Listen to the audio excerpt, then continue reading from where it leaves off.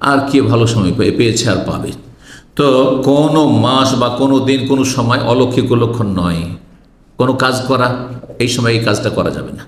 আমি একজন বুড়িকে জানতাম, আল্লাহ মাফ করে দিক, বড়ই অজ্ঞতা ছিল, নিরক্ষর অমনি সবেরা, আর অথচ জন্মগত সুবহানাল্লাহ তাদের জন্ম আহলাদি সমাজে বৃহস্পতিবার জীবনে ভিক্ষে দেবে না, মরে গেলেও ভিক্ষে দেবে না।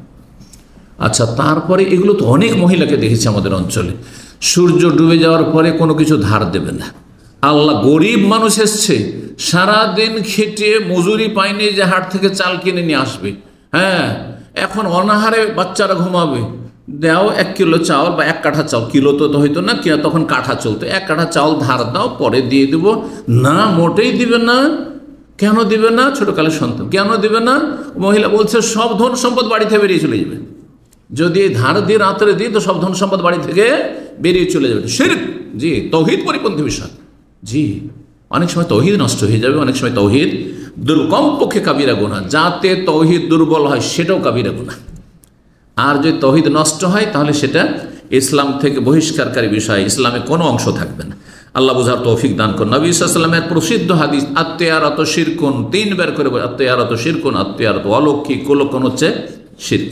এরকম যতগুলি টোটকা আছে শিরক, যতগুলি টোটকা ফোটকা আছে, টোটকা বোঝেন না, এটা করলে এটা হবে, এটা করলে এটা হবে। যেমন হ্যাঁ, টিকটিকি ডেকেছে, তার মানে কথা ঠিক, আমরা যেটা বলছেন, আপনি যেটা দুইজনে, আপনি একটা মত পেশ করেছেন, আমি একটা মত পেশ করেছি, আর টিকটিকি টিকটিক করে উঠেছে আপনার কথার সময়, দেখলেন না আমারটা ঠিক, আপনার কথা ভুল। কত অধম এই আদম সন্তান, হ্যাঁ, শিরকি আকীদার কারণে, যে টিকটিকি ওর চাইতে শ্রেষ্ঠ, টিকটিকি ওর চাইতে সিনিয়র, কথা বোঝা গেছে।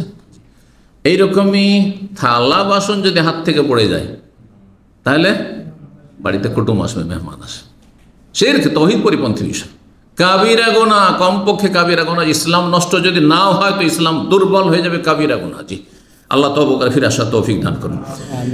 এগুলি যেটা মাধ্যম না সেটাকে মাধ্যম মনে করা, যেটা মাধ্যম না সেটাকে মাধ্যম মনে করা।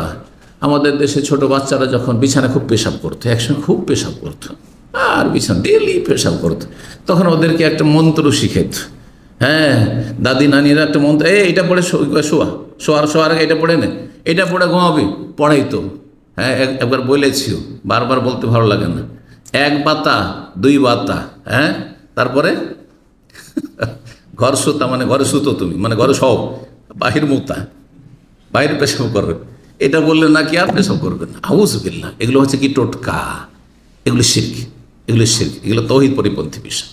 পড়িয়েছে, আমি শুনেছি এগুলো ছোটকালে, আপনাদের শোনা কথা বলছি, একদম নিজের কানে শোনা। আল্লাহ, তো এটা আল্লাহর কাছে কি নিয়ে গেছে চিন্তা করুন। যদি জানার সুযোগ থেকে থাকে তাহলে কোনো ওজর আল্লাহর কাছে গ্রহণযোগ্য নয়।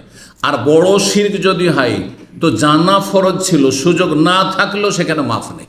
এই মাফ নেই যে মুসলিম সমাজে বসবাস করে আর মাজার পূজা করে চলে গেছে, কেউ তো বলেনি যে মাজার পূজা শিরক। এটা কমন সেন্সে আপনাকে এতটা, অন্তত এক তো কমন সেন্স আকলে সালিম আল্লাহ দিয়েছেন।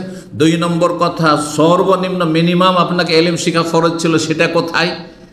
এই জন্য তৌহিদের ক্ষেত্রে আপনার জাহালাত, অজ্ঞতা, ওজর নাই। কিছু মাসলা মাসাইলে আমি গেছিলাম, আর তারপরে আমি ওই যে সাফা মারওয়া করার পরে চুল কাটিনি, ভুলে গেছি, অথবা জানতাম না যে চুল কাটতে হয়।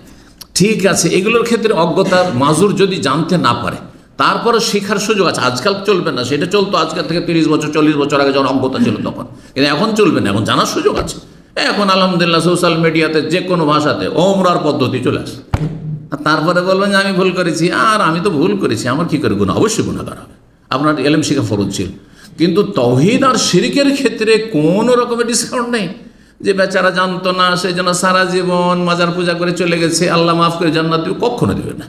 বেচারা জানতো না সেই জন্য নামাজ পড়েন, নামাজের গুরুত্বই বোঝেনি, একেবারে নামাজ পড়েননি, জান্নাত দিতে এত সহজ না। না, ইসলাম কিসে আছে? ইসলাম নামাজে আছে, আর লা ইলাহা ইল্লাল্লাহতে আছে, তৌহিদে আছে। জি, তো কথা লম্বা হয়ে যাচ্ছে, পয়েন্টগুলো আমি শেষ করিনি। কয়টি হয়েছে?